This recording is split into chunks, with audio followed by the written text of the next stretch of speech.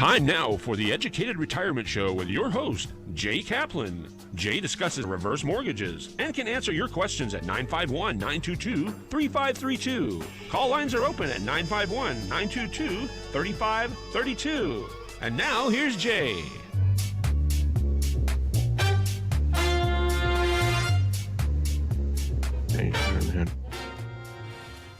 Yeah, here's Jay. And what's that I was hearing about mystical journeys? I'm ready for a mystical journey. How about you? It reminds me of, I'm going to write, before I even get into announcing the show, Mysterious Universe, which whatever way that you listen to podcasts, I recommend that. It's like getting a book report on every weird book that's ever been written since the beginning of time. I love it. Mysterious Universe comes from Australia. Anyway, hey, it is the Educated Retirement Radio here on KMET 1490. And, I haven't had much of a voice for a couple of times here, and it sounds really weird to me too, but so be it. So we're going to contemplate retirement and how to best prepare for retirement and how to best stay happily repaired. How do you like that? Prepared for retirement. So today we're going to be joined by Daryl McCance, who can speak to us about principles of real estate. I don't know if you remember, he was several months ago, and he really got deep into not appraisals themselves, but how to really tell what an appraised value or what a value should be on a property. And I believe today we're going to dig into more alternative type housing, like manufactured housing. And I'm not just talking about mobile homes. I'm talking about all kinds of things that are alternative to bones or sticks. So when it comes to housing, so give me a call, email me, or visit www.drheckham.com, drhecm.com for home equity conversion mortgage, or for those of you that like to be a little more formal, www.theeducatedretirementradio.com, or make it easy, just email me, bestloantoday@gmail.com, bestloantoday@gmail.com, and you have a second, take a look at the website. About halfway down, you'll see the trigger or the link to the YouTube channel where we've got all these shows. We have little snippets that I think could be interesting or funny. We have my part separated from the more serious parts, and the more serious parts with the guests are also separated, but those music and there are other things are taken out. So remember, ask me for a free look at what might work for you. And again, simple reason, the cost is nothing. The time is whatever you want. And we'll be fast, we'll be easy, we'll review, and remember, knowledge is power. And that translates to 866-955-2233. 966-955-2233. And I will always respect your information. I will not keep bugging you or give it to anybody else. So hang on, because today we're going to be there when Grace Kelly gave Marty an Eskimo pie. And I don't know, maybe Sean, did you know that John Belushi did record a single? And you can find it on YouTube. And what does Stompin' at the Savoy have in common with X-Files? So me, I'm not retired. I need a lot of guests to help us with our answers because I need questions first, and that's what you're here for. 866-955-2233. Call me right now, and I probably won't answer because I'm on the radio right now, or at least I tell myself I am. Do I have a day job? Well, you're not asking, you're hoping. And yes, I do. I'm a loan officer at a place called the Loan Source, and my NMLS number is 384-565, Department of Real Estate, 792-630. And call me. We don't need to talk about just business. So we do believe in changing the status quo. Families and people need to be active, not reactive, and help us expand our network and yours too. So what is today? The last couple of weeks, it wasn't much of anything. So we had to take it upon ourselves here at the Educated Retirement to give that day a name. And Sean was able to take it to Washington, D.C., because he's a member of the cabinet and was able to put it on the calendar. But today is National Beer Can Appreciation Day. It's not Beer Appreciation Day, but maybe we don't need a day for that. It's Beer Can Appreciation Day, and that is a collectible. So the first can, though, I'm talking about beer can, not a restroom type can, 1935. And Sean, do you remember what a church key is? No, can't say I do. Wow. I'd like to say wow, but that's cool. It's okay. Time moves. That was like a can opener. People carried them on their keychains with their other keys. And anyway, yeah, you'd poke a hole in the can so that you could drink it. And in 1963, the first pull tap was invented. And in 1975, the stay tab was invented, so we no longer swallowed the tab from the can. After the fifth or sixth can, nobody kept track of those little thingies, the tops. So they can be very, very valuable. And, it's advertising. Advertising paraphernalia can be very, very very, very expensive. As you probably know, if you've ever watched American Pickers, like I do, and, things like that. We talked about, I was on Ron Siegel's show on ESPN yesterday, and we talked about beer cans for just this reason.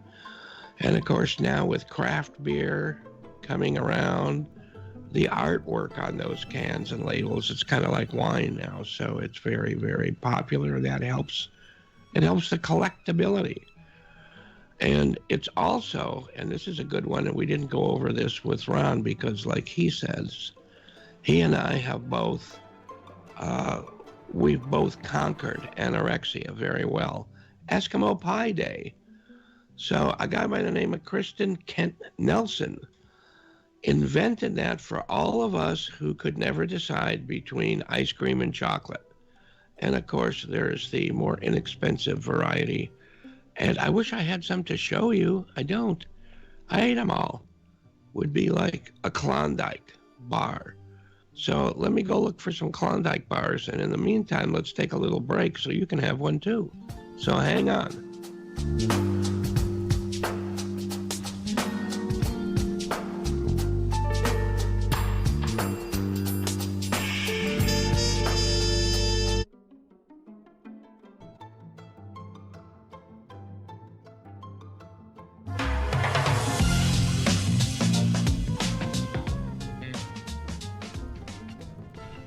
Now that's got some real drive. I like that.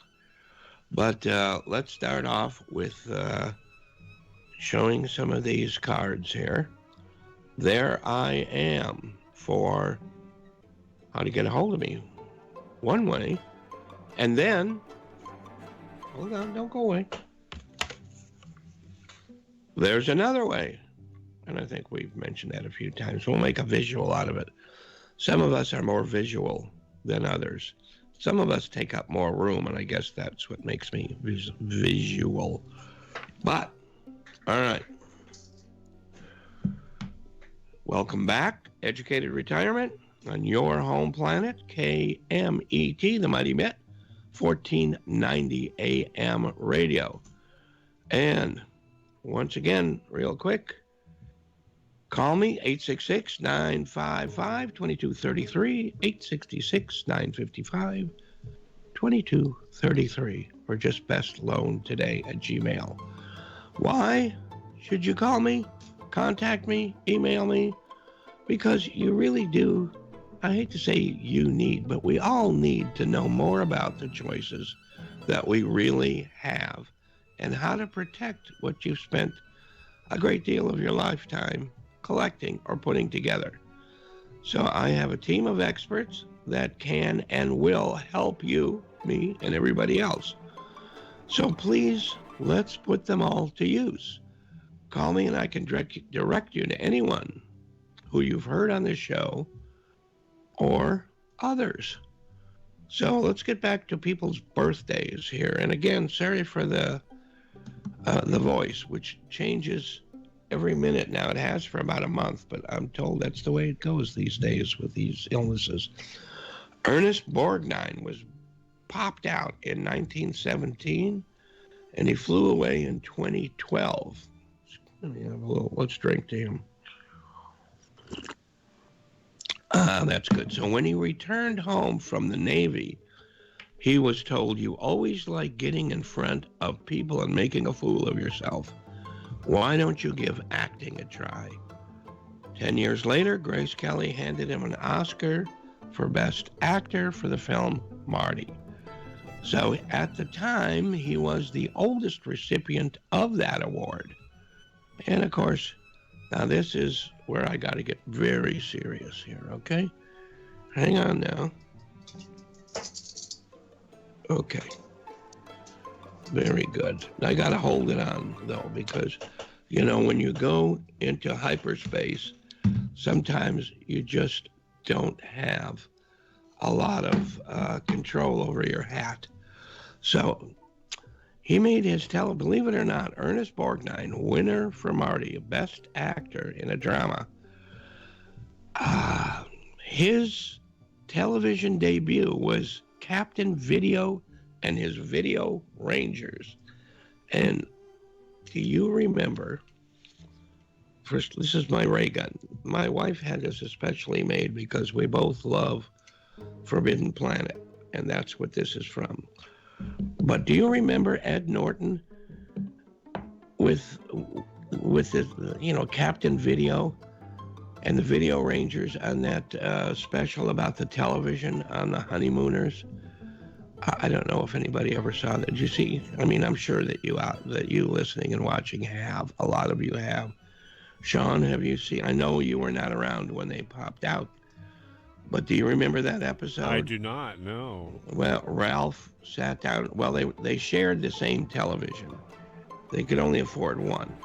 And of course, heads I win, tails you lose is what they did, so that Ralph got the television in his place. And, Ralph would sit down with a table full of, submarine sandwiches, popcorn, candy, drinks, and he had to make sure everything was in reach of where he sat. It's one of the funniest things I've ever seen, and I still think it just may be the best of all the situation comedies out there.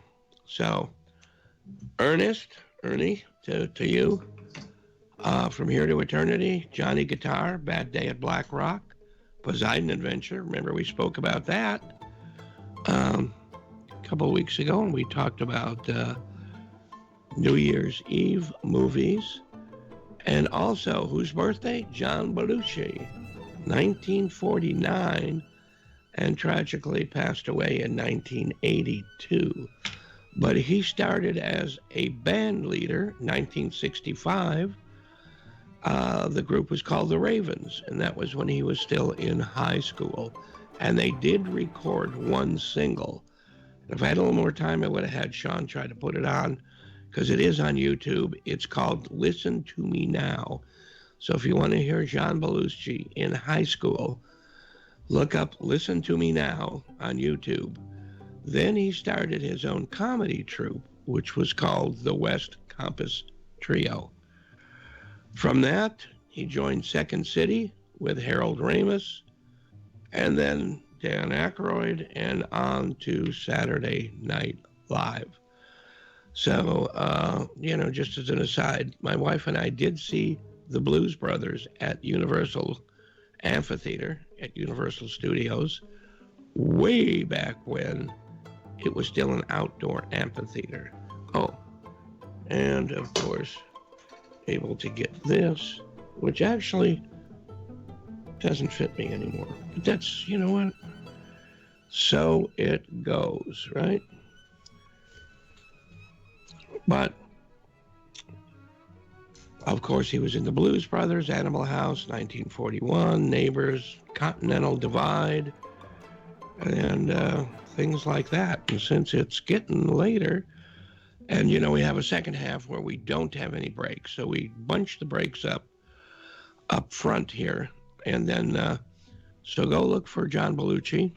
Only take you a minute, and I'll meet you right back here in 2 more minutes.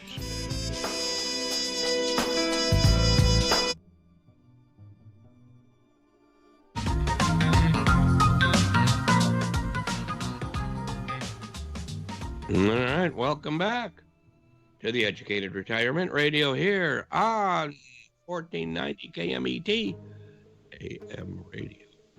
What happened this day in history? Well, we can look back at it and say, this is the day you called me. Okay?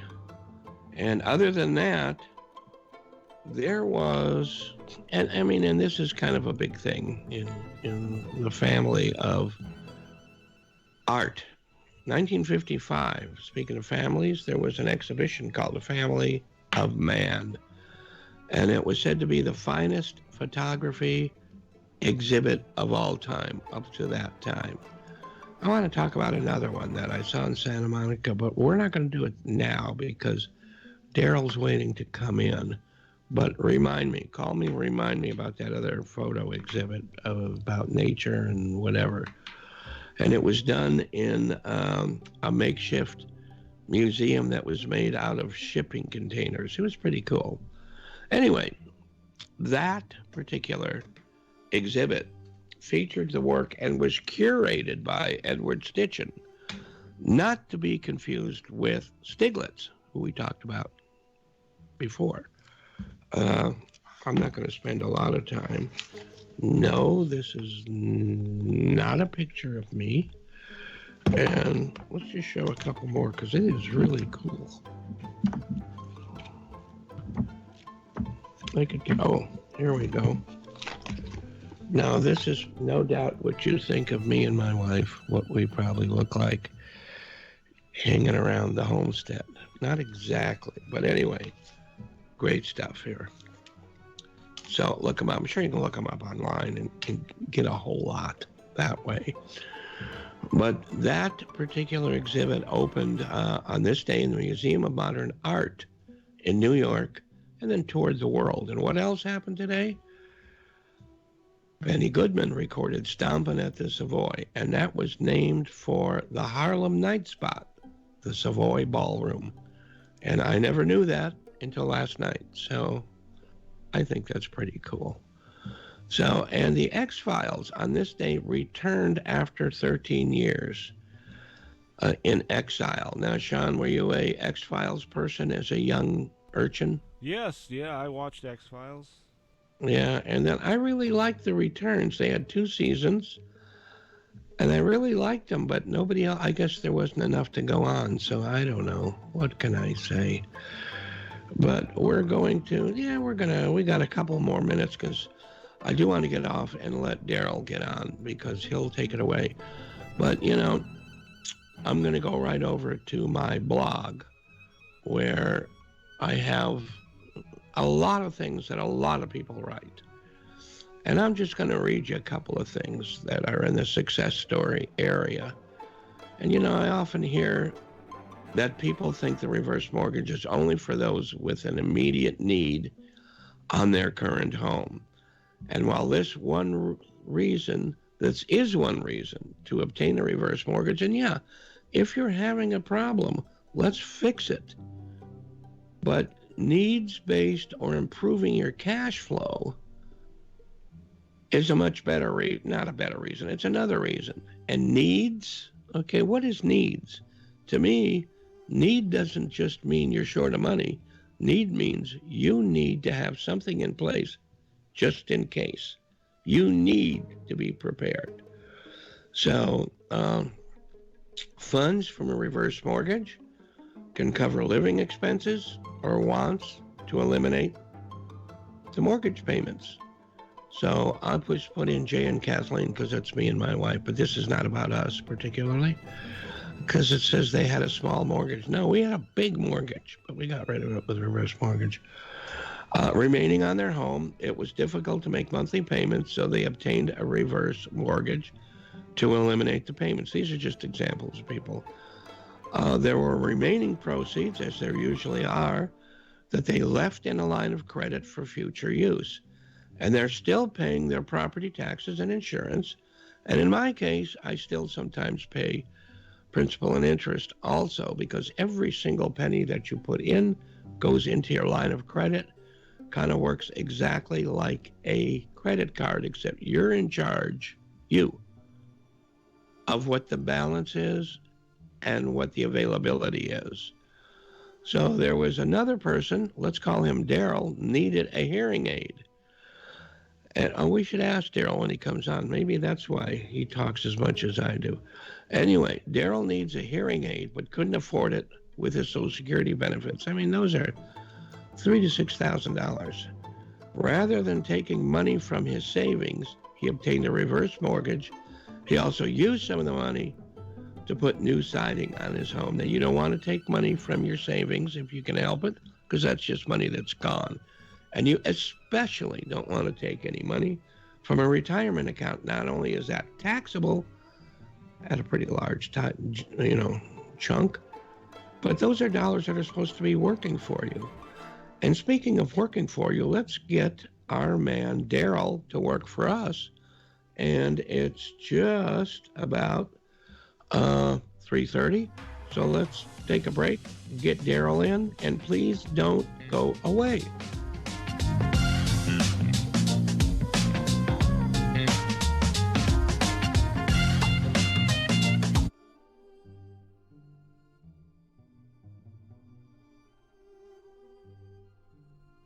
I can see a lot of air in front of me, and I can see a lot of hot air out. Oh no, I'm sorry. That's the wrong. That's Daryl I see in front of me, and we are here on the Educated Retirement once again, and welcome back to KMET. And we are going to, well, let me give you a phone number. 951-922-3532, 951-922-3532. That's the number to call and talk to Daryl or me right now, or as soon as he starts talking. You might want to chime in. So the first thing we're going to do, though, is let Daryl introduce himself. It's good to be here with you, Jay. My name is Daryl McCance. I'm a broker here in the beautiful state of California. And are you excited about talking about mobile homes, manufactured homes? Yeah, well, let's say manufactured homes, because mobile homes, like reverse mortgage has a connotation to some older people, not all, about how bad they are. Well, the same thing can be said maybe about mobile homes. Manufactured homes might be a better way, or I'm not sure how to, Well, let me share a couple things with you, Jay. But first, tell us how to get a hold of you and who you are and your claim to fame, so we don't forget. As I said, I'm a broker here in California. Daryl McCance, 909-227-3847. 909-227-3847. Daryl McCance. Now back to your comment about mobile homes, manufactured homes, and modular homes. Ah, yeah. Okay, so we have three different. Because we don't want to talk about triple wide so that I can fit, Exactly. That belongs to something else. But I'll keep my mouth quiet if I can, so you can talk. There you go. So really, it all comes down to 1976. I don't know if you can see, Jay, but behind me I have the beautiful poster, 1776. 1976, I see it. Yeah, that's 1776. I know, but you weren't supposed to correct me. Yeah. But in 1976, in June, the United States HUD adopted codes that were very specific, very beneficial to consumers. And what had happened prior to 76, there were some really very well-built mobile homes, but there was not a universal set of codes. From June of 76 forward, the U.S. had put very specific codes for manufacturing and installation and all kinds of other important details in the subject of manufactured homes. Mm-hmm. So manufactured homes, simply put, are built elsewhere. They're built on a steel frame. They're transported to the consumer's location. Typically, they own the piece of land, and they are put into the place where it makes the most sense. With a foundation, correct? Yeah, there could be all your utilities, foundation, etc. And I got to tell you, the manufactured homes, even today, many of them have vaulted ceilings, walk-in closets. I noticed a vaulted ceiling where you are. Yeah, exactly. I figured that's just because your family stuck you in the attic to get you away. Exactly. Yeah, Okay. Yeah, we had people in the basement today, so they put me in the loft. So, so manufactured homes to this day are obviously built elsewhere to very strict codes. The codes every year have become more and more defined, and the end product, frankly, is more and more impressive every year that goes on.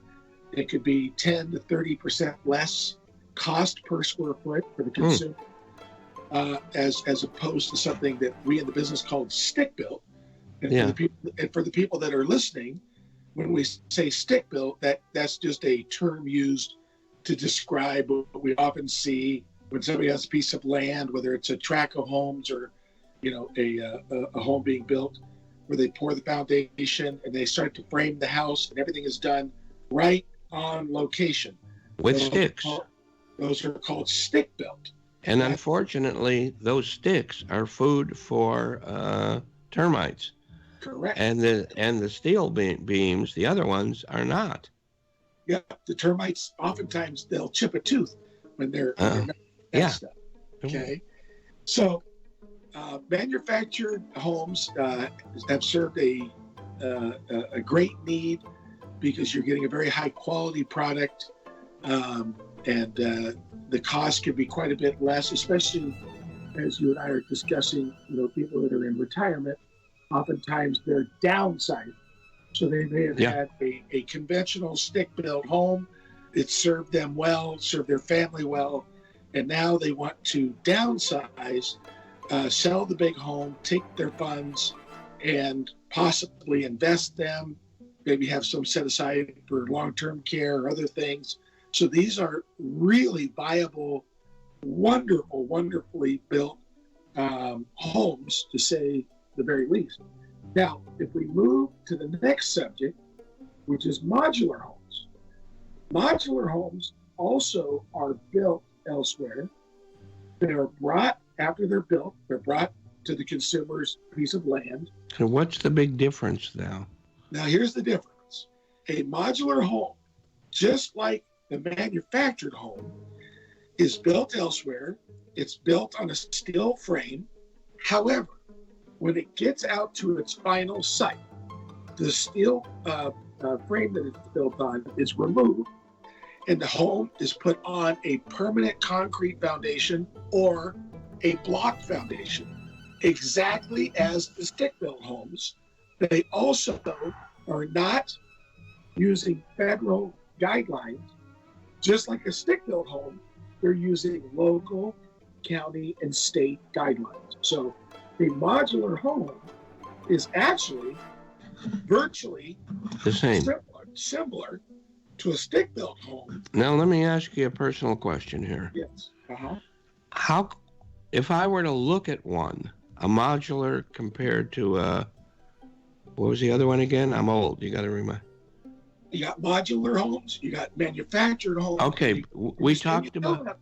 And you still have mobile homes. Okay, we haven't talked about those yet. We've talked about the modular and the manufactured. Okay, so let me just quickly touch on. If I were to look at those, would I be able to see the difference from the outside? It's funny you should say that, because the modular or the mobile homes that were before 1976, Yeah. that came in on a steel frame, oftentimes they had wheels on them and everything else.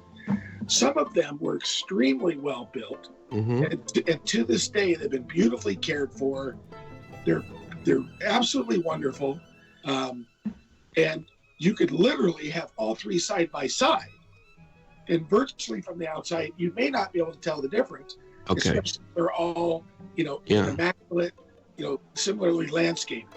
But once you inspect them further and find out they're year built, because remember, the manufactured homes will have the U.S. HUD paperwork and identification on there to show that they meet those codes.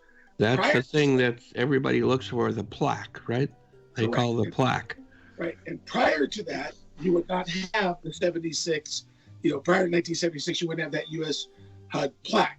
That's very important, because if people want to get financing, okay, they're going to have to be able to oftentimes show, especially if it's an FHA loan, they would have to show that it met the U.S. HUD guidelines with respect to the manufactured, and it would obviously have to be, on a permanent foundation, and the property owner would have to own the land that it's on for some of the FHA products. So, but your question is spot on.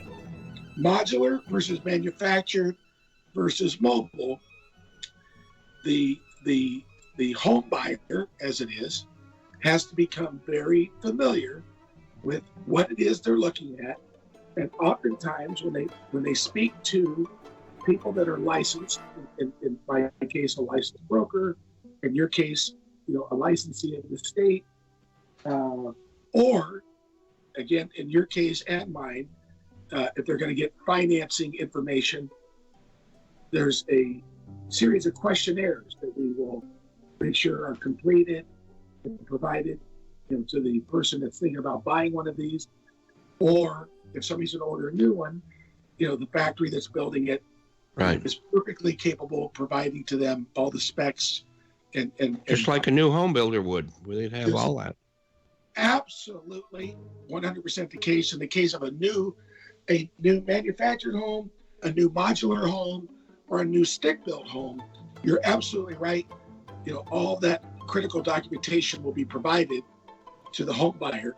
And now, that said, if somebody does buy an existing single-family stick-built home, mobile home, manufactured home, or modular, they're going to have to get educated on exactly what it is. And when they're dealing with licensed professionals, that information typically comes to them very quickly. Now they can call you, or they can call me and I can get them in touch with you. But I think what you're trying to really say is that people who are looking to either two classes of people that are downsizing and perhaps first-time buyers. Absolutely. Because they could also be an investment for a first-time buyer. They could also be a second. They could also be a second home. That's the other thing I was going to get into a little bit further down. But an investment property. Yeah, this is something people should stick into their put on the menu of looking to buy something. Don't put it in the fast food category. Put it on the main entree part of the menu. And since you mentioned you're an old guy, Jay. No, you're guessing. You're just guessing, but that's okay. Yeah, exactly. But since you mentioned it, it's important for all of us to know, and everybody listening right now, that when it comes to affordability, it's never been a bigger issue in the country, in the state, in our region. And these options did not exist years past as they do today. Right. Of course, the price of housing didn't exist the way it does today. Now, I know everything has gone up, but that's gone up a lot more than income has. You got that right. So these slice of bread and income may have gone up the same. Televisions and income may have gone up the same, but income and housing, not even close. Not even close. So your emphasis on retirement and really providing great options for your listeners. It's really important that all four, because we're talking about four options. Single family, you're talking about stick built, we're talking about manufactured, we're talking about modular. All of those are available with a reverse mortgage, but I don't want to get too far into reverse right now because this is your time. No, but there's the whole topic of financing, you and I know, is critical because it's the biggest factor when you talk about affordability. So for most people, affordability is measured on a monthly basis. So you're absolutely cash flow, yeah. Cash flow. So you know the U.S. HUD program that you are most excited about will make these most affordable when it comes to the HECM for purchase, but not to mention the other FHA programs, right? Conventional, and a lot of people do these with unsecured. There's all sorts of options on it. Sure. But the number one thing is everybody should, and you started the show out by you really hit the nail on the head. Do not take information that was from 5 years ago, 10, 20, and make it relevant today, because they have completely changed. Right.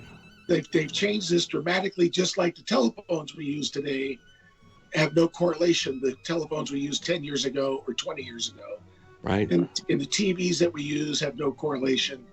And when it comes to manufactured homes, modular homes, stick-built homes, there have been tremendous advances.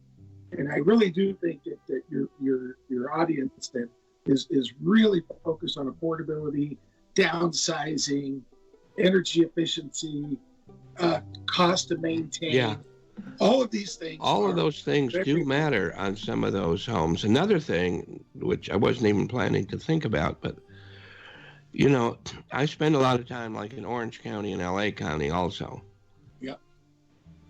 Almost, I see new homes, a lot of new homes being built, 3 stories, no more 2 stories, 3 stories, because you can get as big a house with less of a footprint. Right. And I mean, I used to see those in places like Chicago and other, you know, like in, you know, Lincoln Park and things. Everything was 3 stories. And now it's coming here.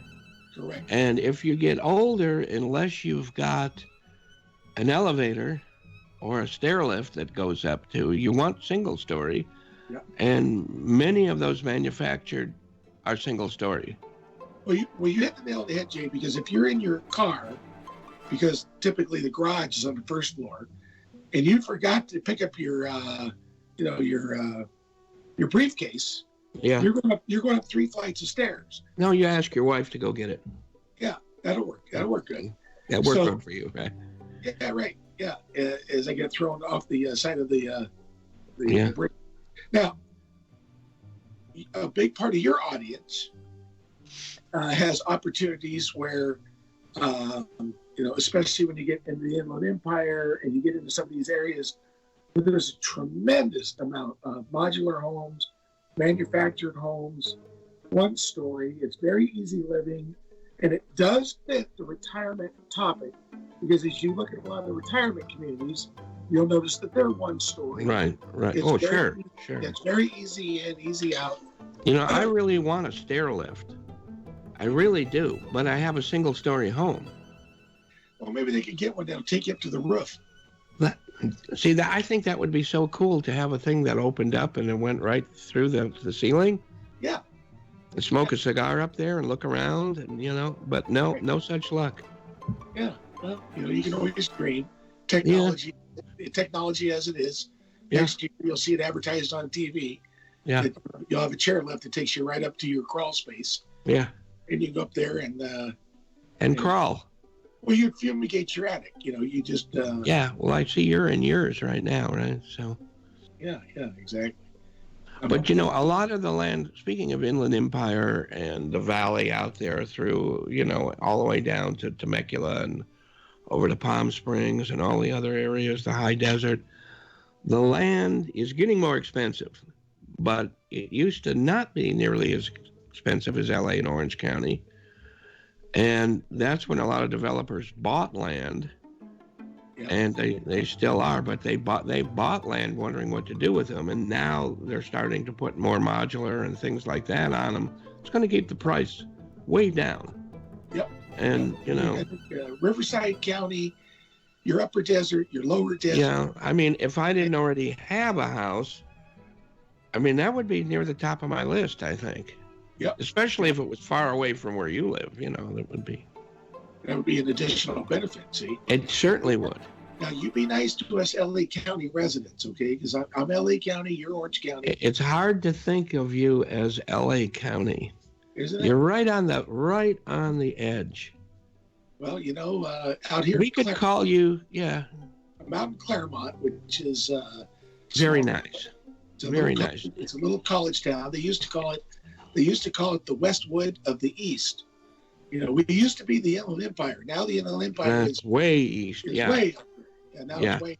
So. No, and you live, for those of you that you do live in a craftsman type home, which is just amazingly beautiful, except that you live in it. But Yeah, until they open the front door and they see my face, it's a beautiful. Yeah. Day. Well, there's no other room besides. Yeah, it's now 115 years old. Wow. So you guys. That's older than me. Only by a few months. And we love it. and all of Southern California, it used to be, Jay, where LA was way over there and Orange County was way over there and Riverside was way over there. Well, now, you leave one and you're in the other, you don't even realize it. Everything now has really developed together. So, you doing the show today on these affordable, very potentially advantageous types of homes for retirement consideration. Again, the big topic now is downsizing. A lot of people, the utility bills have never been higher. The maintenance is high. Everything is expensive. Now, before we have to go, and unfortunately, the time goes too fast on these shows. You brought up earlier vacation homes. So let's touch on that before we have to sign off. Yeah. So as people are wanting to have a desert home or a mountain home, or we didn't talk about investment homes. Right. So I think you're going to start to see with these, now that these industries have matured, kind of like you, Jay. They've also matured. Very mature, yes. Very mature. Right. When I think of you, I think of maturity. Yeah. Now you may have missed the earlier part of the show. Yeah. Where I was, Captain Video, talking about my maturity. Oh, I didn't see that. Okay. Thanks for putting that. Thank you for that. Oh, you're welcome. Yeah. So, but as these technologies have emerged, and the quality of these homes have never been better, to use them as vacation homes, investment, second homes, primary residence, retirement homes, I think it's going to be prolific. And again, I commend you for doing the show on this, because I think you're way ahead of the game. I think there's very little conversation, big picture, on this subject. And I think that, as you said, if I were to be looking for something that made a lot of sense in retirement, to not know about these options, I think would be really unfortunate. Correct. You want to be able to consider them, to say the least. Absolutely. Yeah. And, I can see myself in, the thing is, when you're inside them, even if, like, I had in-laws when they were alive, that were in what we used to call a double wide. I was probably single wide at the time, so there was no problem. Yeah, you fit good, but now you'd be better. Yeah, but we're talking about what people would call trailers or mobile homes. Right. In a park, a mobile home park. Right. And the thing is, when you're inside, even though that looked very different from the outside because of the wheels and the tire, that kind of thing. Yeah. Inside, you wouldn't know. Well, I got to tell you, Jay, I don't know how much time we have left, but I was just in one. And it was about 2,000 square feet. And you, from the outside, with the beautiful high glass windows and Oh yeah, no, some of those are. I was just saying the extreme. You still don't know the difference in the. Yeah, but now more than ever, you don't know whether it was manufactured on site or off site. And even if you did, what's the difference? Well, if you enjoy it and it looks great, the difference, of course, is the price. Well, not only that, but the funny part is that's also true. It's funny and it's true. You may be in a manufactured home or modular home that is better built than a stick-built home, or it could be equal, or it could be worse. Again, it depends who the builder is. Right, just like any two houses. But people used to assume that they were lesser than a stick-built home. That's no longer the case. Right. Oftentimes they have more energy efficiency. When they were building it, it was in a controlled environment. Right. So they had more skilled labor. I don't know that this is true or not. Maybe you can tell me. A buyer, if it's a new one, may have more choices as to what goes into it. It could very well be the case. Absolutely, they have all of the computerized modeling where all sorts of customizations can be done. But again, you don't have to worry about weather damage while it's built. That. Oh yeah. There's more supervision. Like if it rains, you have to wait 6 months then to get into your property after you sold it and you got nowhere to go. Correct. That's a whole nother subject, but yeah. Yeah. So no, you're absolutely correct. So the bottom line is, they're built in these big facilities that are well supervised. That they have all the proper equipment. All the proper equipment. So yeah, I think it's a very important consideration. Ultimately, the homeowner has to make whatever choice is best for them.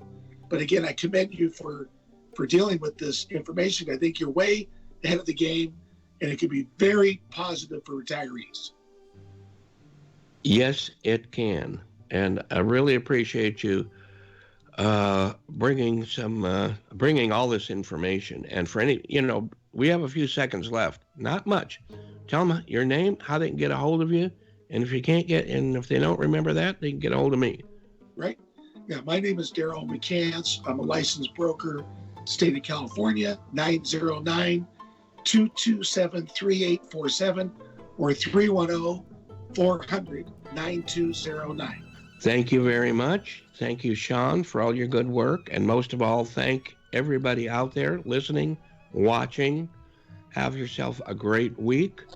And remember, Kaplan will be here on the same corner in front of the cigar store next week.